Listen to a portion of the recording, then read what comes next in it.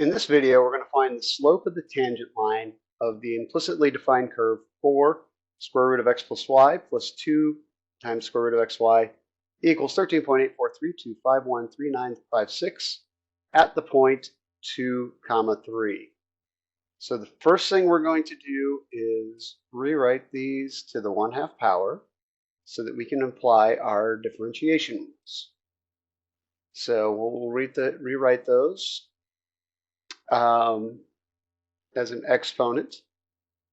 I'm not going to write out all the decimal points just for time's sake, because for what we're doing, we're actually going to find we're not going to need those. Now, we're going to differentiate with respect to y. We're treating y as an implicit function of x. This is going to involve our implicit differentiation. So the very first thing we're going to have is a chain, which is pull that power out in front.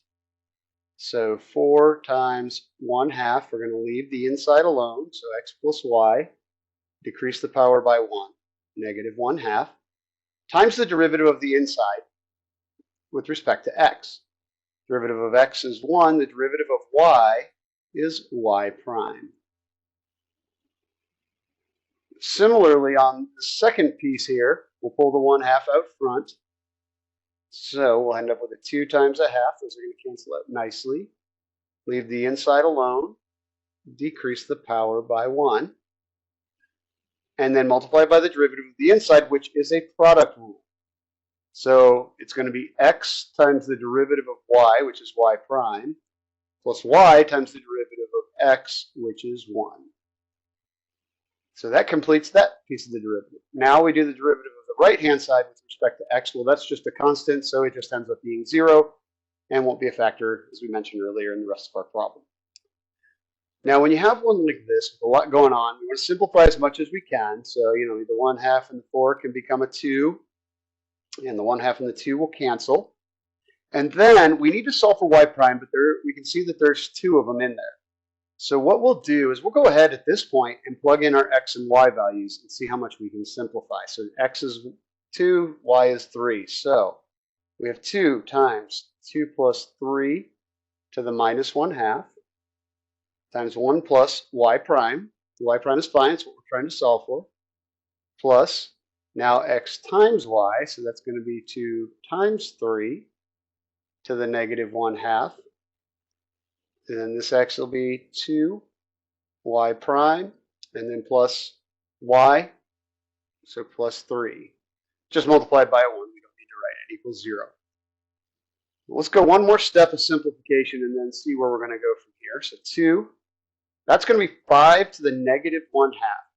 I'm going to rewrite that as 2 over the square root of 5, okay? Because 5 to the negative 1/2 is 1 over rad 5. 1/2 power is the square root. The negative puts it in the denominator.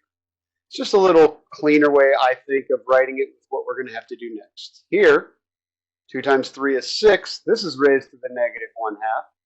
So I'm going to rewrite that as 1 over square root of 6. And then we've got the 2y prime plus 3 equals 0. Now, we've got 2 y primes in here.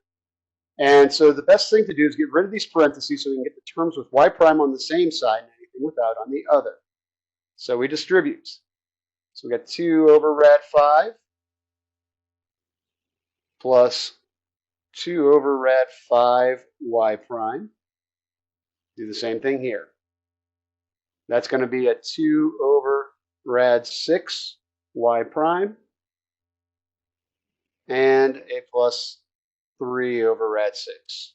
As you can see, I don't really worry about rationalizing denominators. I don't think it's that important with the stuff we're focusing on here. Now, these two terms with y prime, I'm going to leave on the left-hand side. The other terms I'm going to move into the right-hand side. So to do that, I have to subtract them. So I'll have minus 3 rad 6 over here, minus 2 rad 5. That would take that guy over to the side and that guy over to the side. And over here, I'm just going to factor the y prime out. And that's why we do this. It allows us to turn those 2 y primes into a single y prime. And that leaves us with one last step of solving for m, and that is to divide. So 2 over rad 5 plus 2 over rad 6. To cancel that out. Well, we got to do the same thing to the other side. So 2 over rad 5 plus 2 over rad 6.